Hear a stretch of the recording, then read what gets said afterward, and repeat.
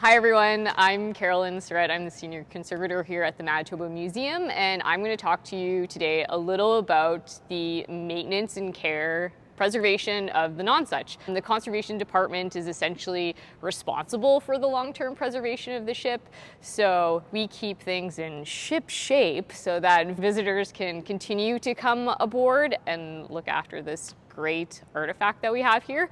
So a few things that the conservation team does. We do things on a weekly basis, we do things on a monthly basis, quarterly, and then annually. So as the weeks and months goes on, those projects get bigger and bigger because the ship is so large. On a biannual basis, so in the summertime and in the wintertime, we actually take measurements of the ship because the ship is composed of wood.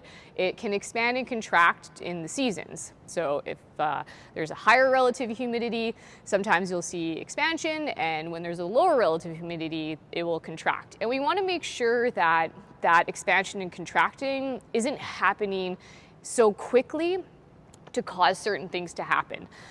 In some areas of the ship, you will see that there is cracking. So on the main mast, you'll actually notice that there is some cracking, and this occurred when the ship was first put into the museum. Not put in, but the museum was built around it.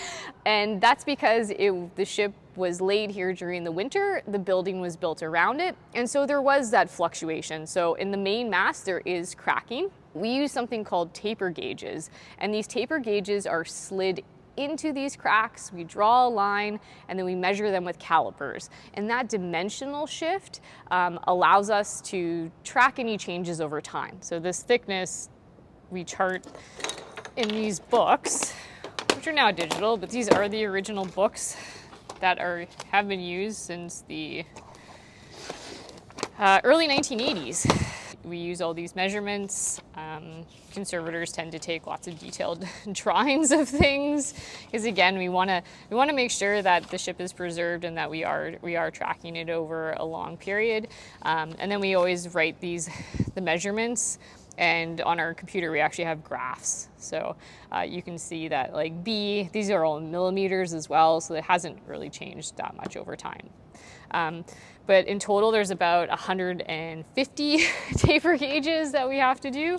So there's lots and lots and lots of measuring. So if we need to make environmental changes in the gallery, we're able to do that. Or if we need to replace something over time, then we can also account for that. Another thing that we use is called a trammel rod, used to measure the width and the height of the ship. And we have a number of little brass plaques, and I encourage you next time you come on the ship to see if you can find where they are, because they are hidden. But again, that's for conservation to measure any sort of expansion and contraction that's actually happening on board the ship.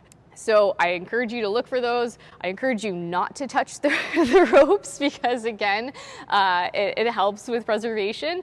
But yeah, just look for those little hidden details that the conservation team is sort of looking after every day.